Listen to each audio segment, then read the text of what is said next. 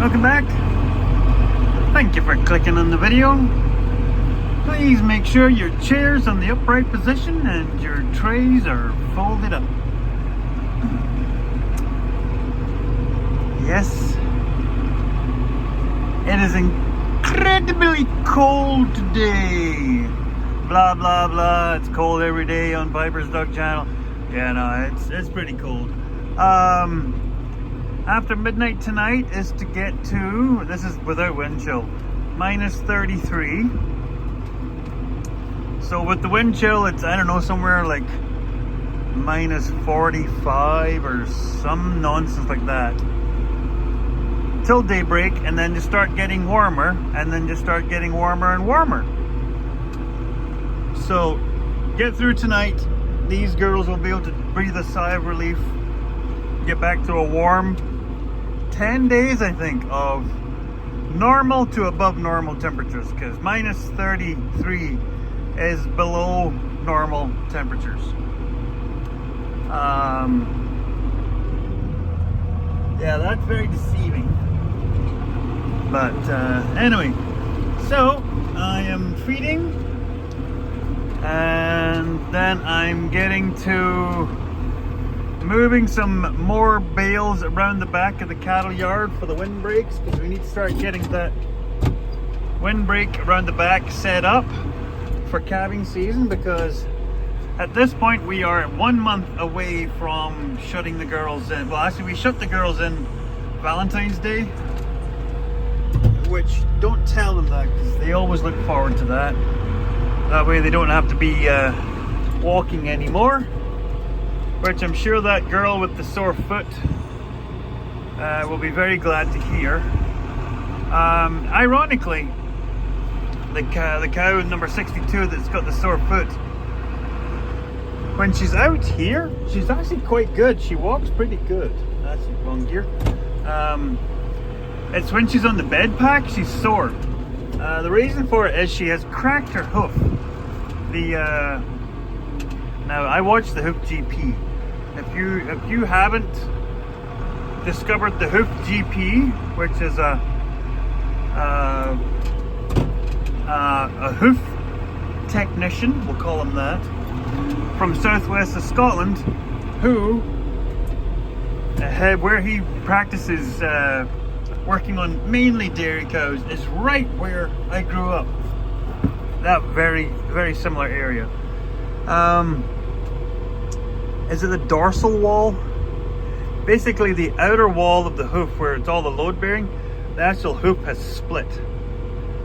So when she's on like the hard ground like this, she can actually walk fairly good because she's standing on the other toe. But when she's on bed pack, she starts to put pressure on that hoof and it really hurts her. So, and there's not much you can do about it.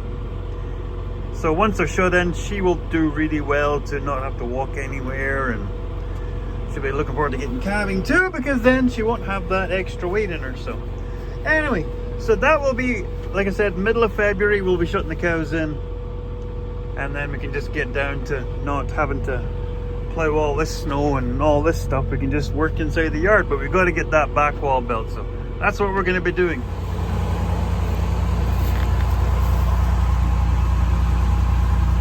Good and dry at least.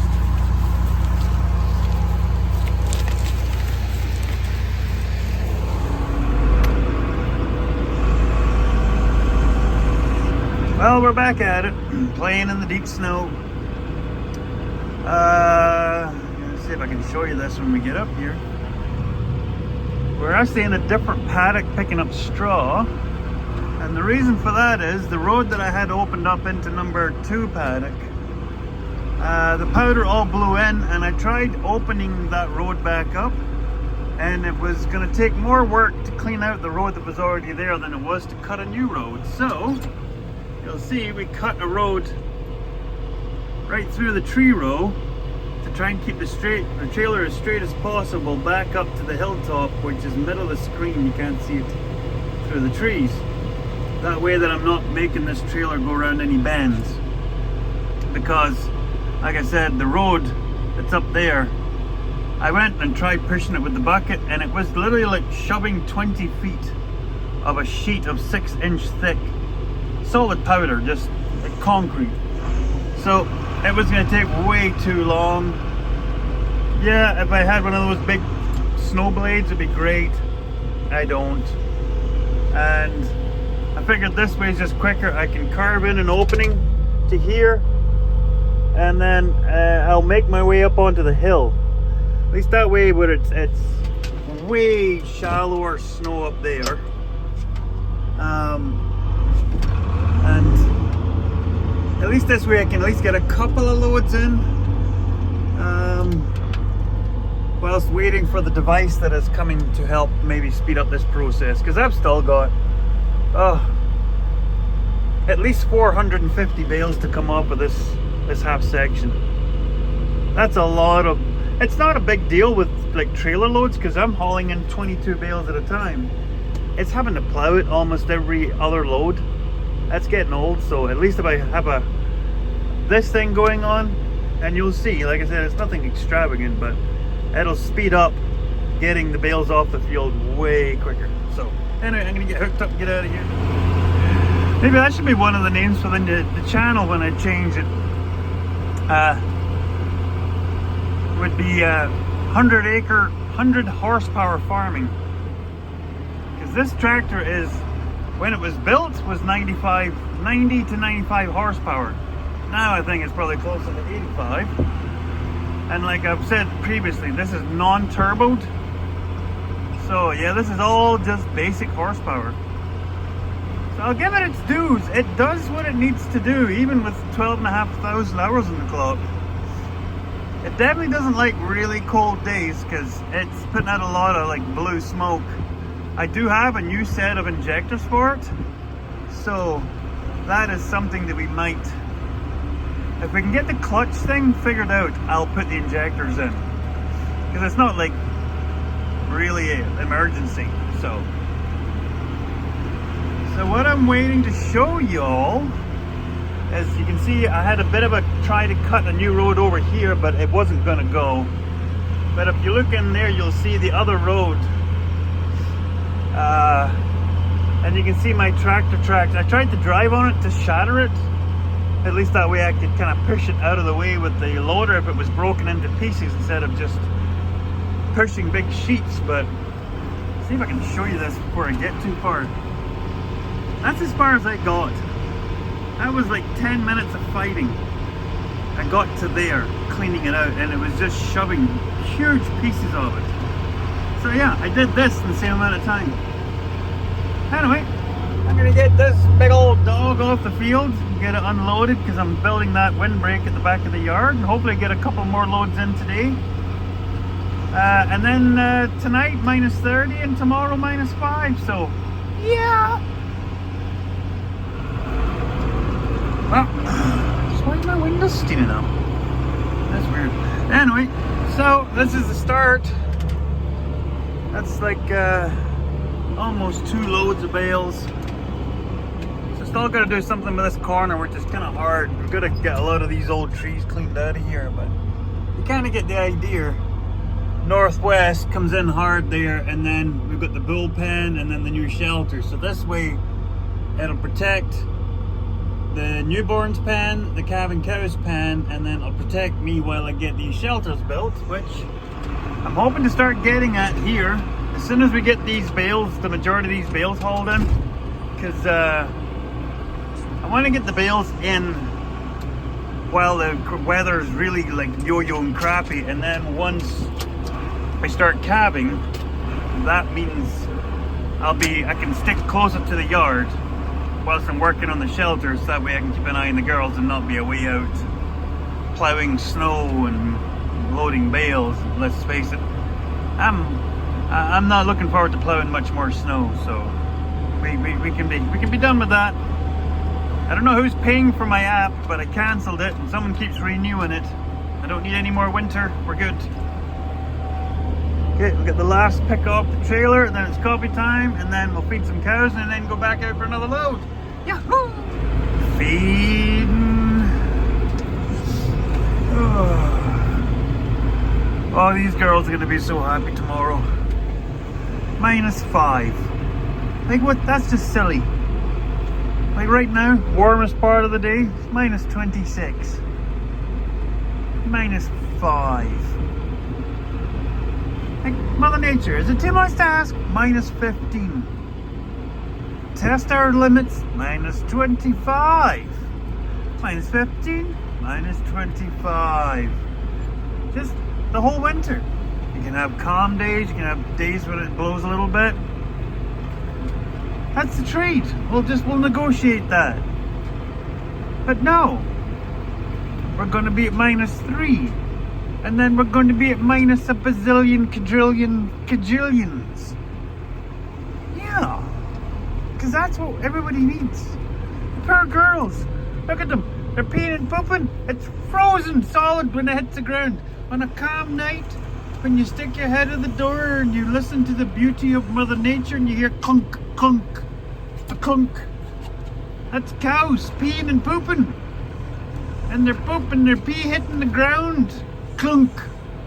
Poor buggers. Stand still too long, you gotta break a pee off. Take a pee outside.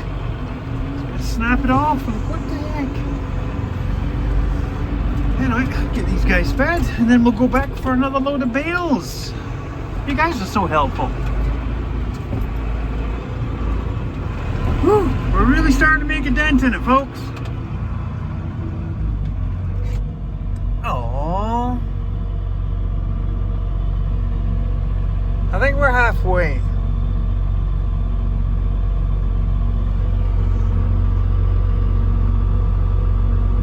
That gap in the trees there is the half-mile mark. So the faraway paddock is cleared all the way up to the top, just the top, a couple hundred yards. And this one we're right at the half-mile mark. And those other two are just shy of it, so must be pretty close. So yeah, there's probably 450 bales still to go. Yeah. Well, this is not how I wanted to end the video. The front axle that we had rebuilt by Show Lake Farm Equipment has just left the chat. That universal has just completely and utterly come apart, and they just rebuilt it. That when they had the whole axle out. So yep, not good. This was actually locking up. I had to slide it basically in here. So universal, never mind the actual universal joint, the actual spiders are absolutely destroyed. So, Piper Doug's not in a good place.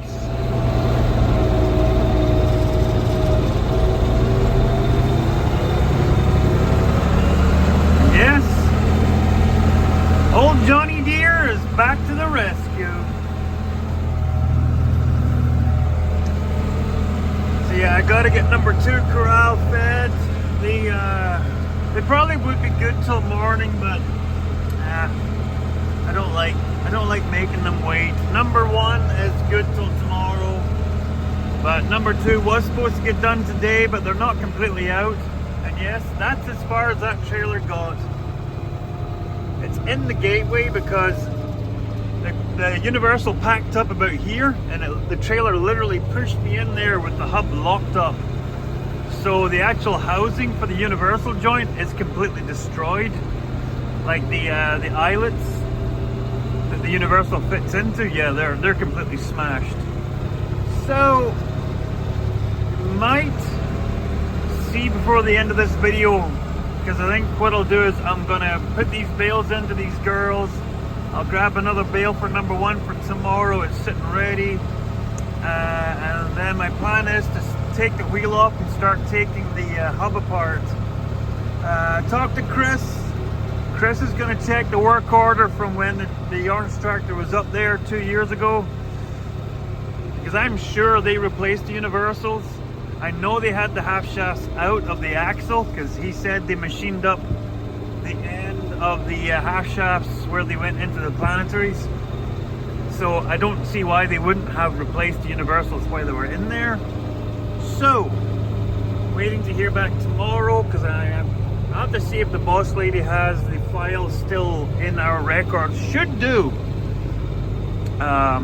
So we'll keep you posted on that, but like I said, you'll maybe see it in the next video. But gotta get these girls fed and get in the warmth, because it's currently minus 30 million. Well,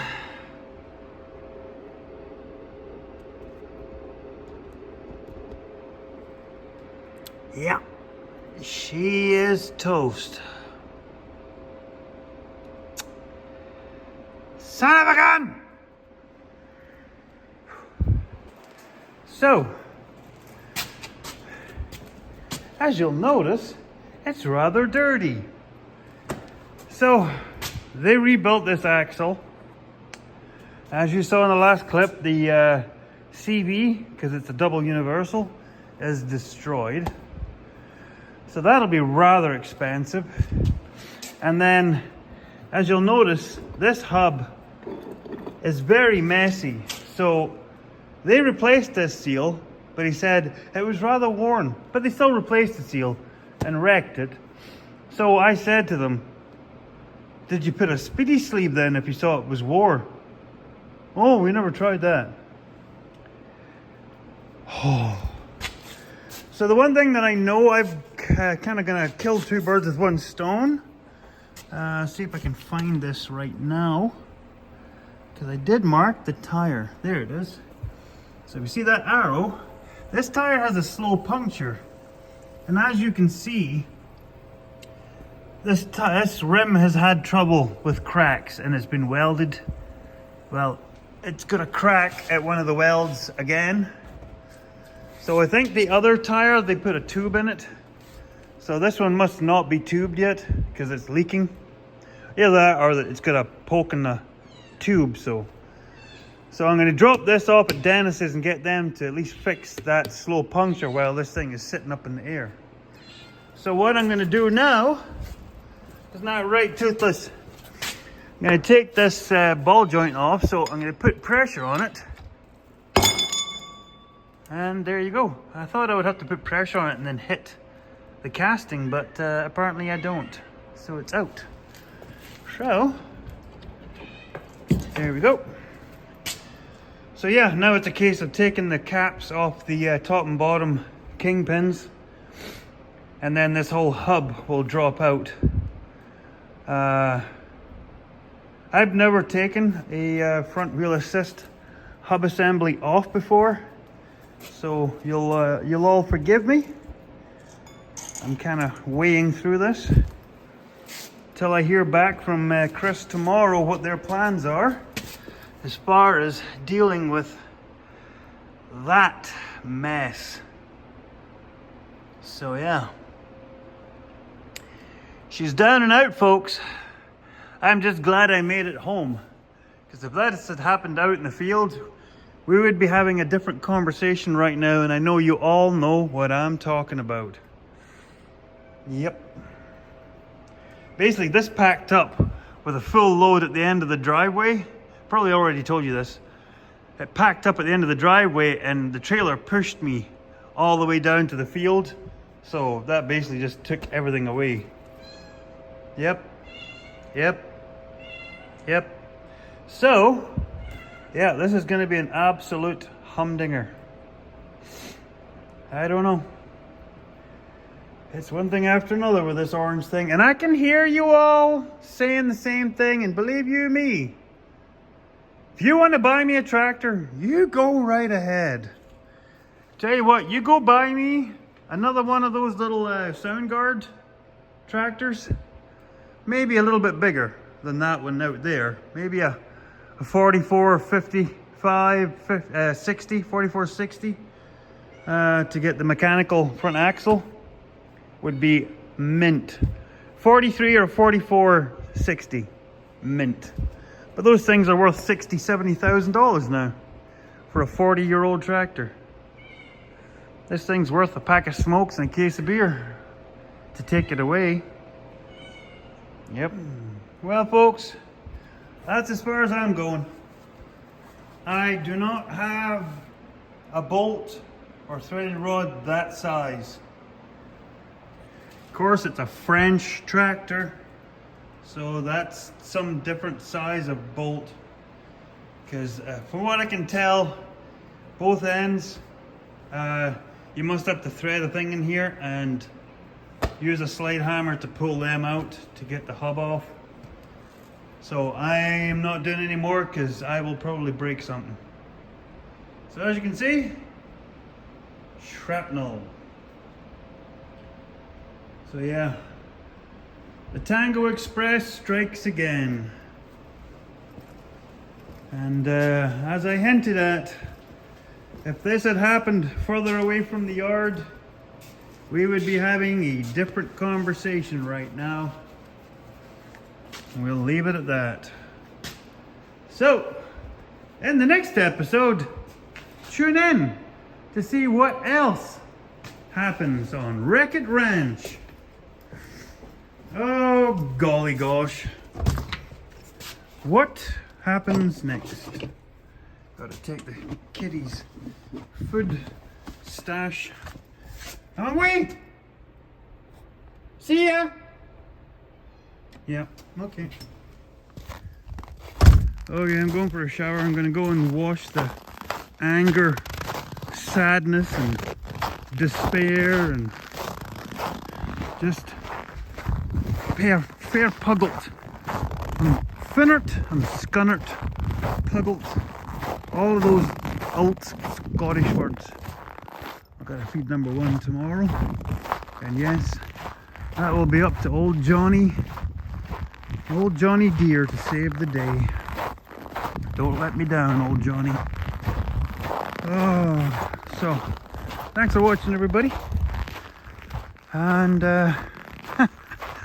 like I said, it's never too much of a dull moment around this place. So we'll see him working in the next video. Thanks for watching, everybody. Teddy bye.